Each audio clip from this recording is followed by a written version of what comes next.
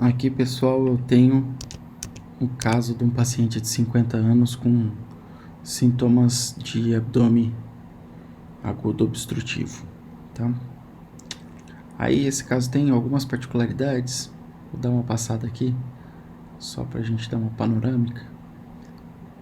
Então, a gente vê que a gente tem um alargamento do canal inguinal aqui, com protrusão de gordura, né? E parece que alguma coisa branca aqui, não está dando muito bem para ver. O exame foi feito com contraste, essa é a série 100. Vou passar mais devagar. A gente tem uma distensão acentuada de segmentos delgados, né, com fecalização de algumas porções deles. Distensão do seco, um pouquinho, né? Mas o transverso está aparentemente ok, né? Que é essa estrutura aqui, arciforme, que contorna de um lado para o outro. Depois a gente vê o descendente ok. E o...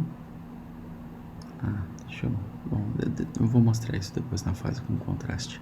Aqui a gente tem o sigmoide, certo? Ó, a gente continua do sigmoide para baixo.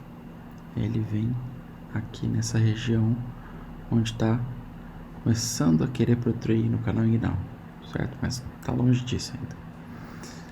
Bom, tudo bem. O sigmoide está ali, ok, não tem muita distensão. E o reto também tem conteúdo gasoso nele, certo?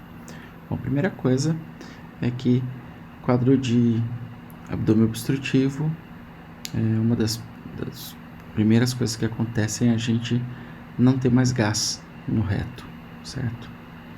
Porque não está descendo mais nada lá embaixo, então, e há o bloqueio, né,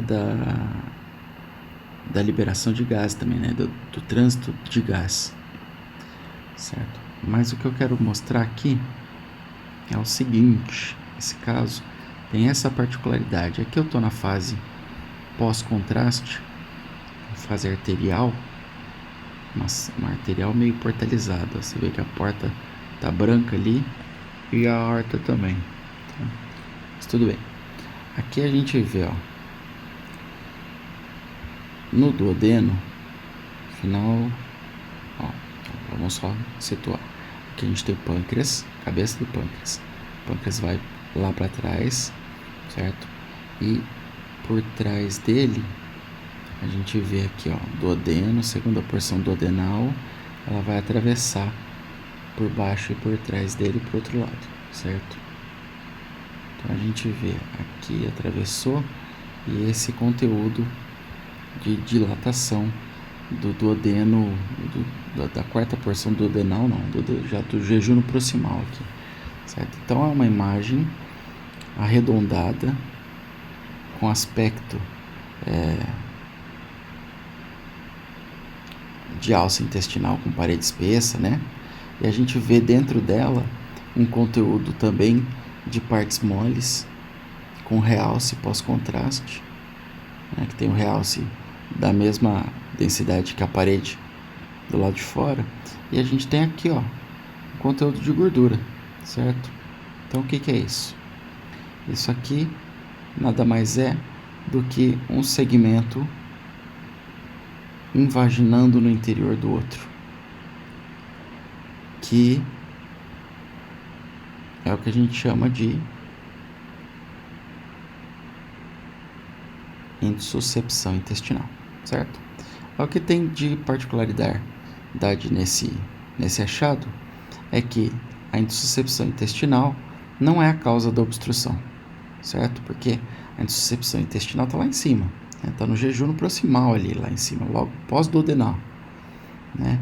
E a distensão está no jejum, do resto do jejum, do ilho e um pouquinho no cólon ascendente ali, certo? Um pouquinho de gás também no transverso, mas não tem uma distensão muito grande no transverso, não. Mas a gente tem muita distensão, né?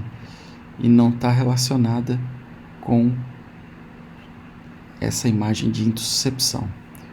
Por que eu estou falando isso? Porque a intussuscepção é uma causa de obstrução, certo? Nas crianças e nos adultos. Nas crianças, normalmente inflamatório, nos adultos, normalmente neoplásico. Tem intussuscepção, tem que investigar neoplasia. mas não é esse caso, tá?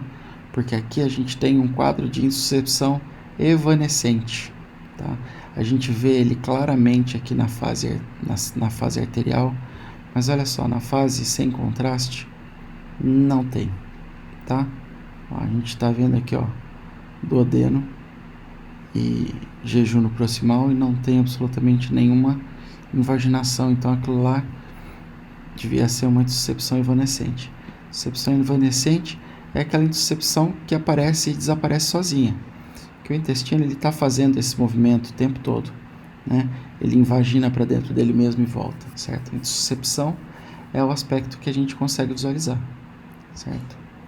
Mas como nas próximas séries, ó, essa aqui já é a fase tardia, nas próximas séries a gente já não vê absolutamente nada, então é uma intussuscepção evanescente, tá?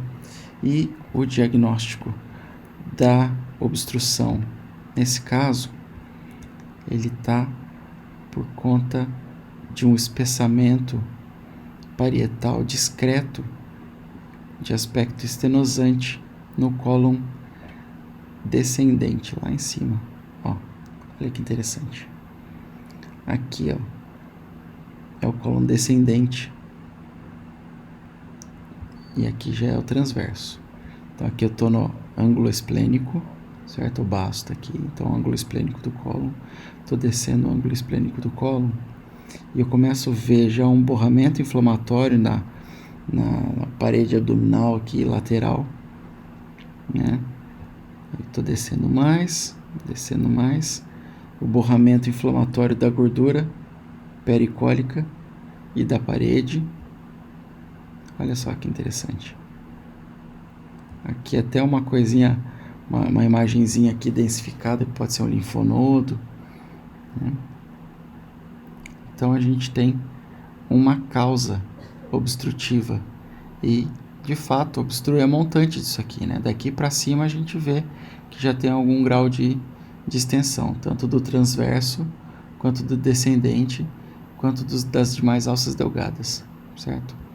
Até que se prove o contrário, num paciente como esse até é jovem, 50 anos, tem que investigar as causas inflamatórias e as causas neoplásicas. Se fosse maior que 60, até que se prove o contrário, isso aí era só neoplásico, né?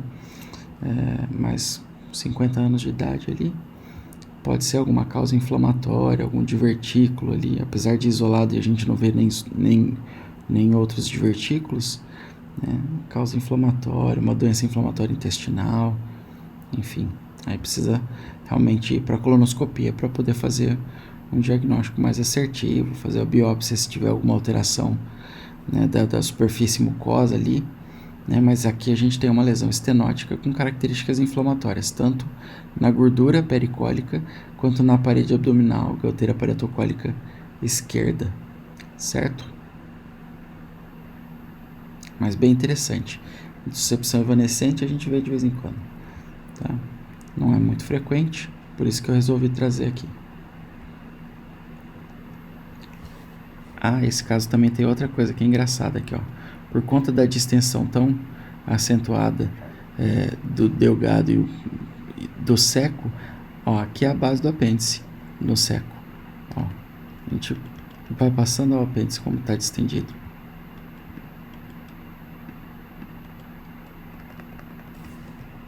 Certo? Aqui, estendidaço. O apêndice cheio de conteúdo, mas por conta da distensão.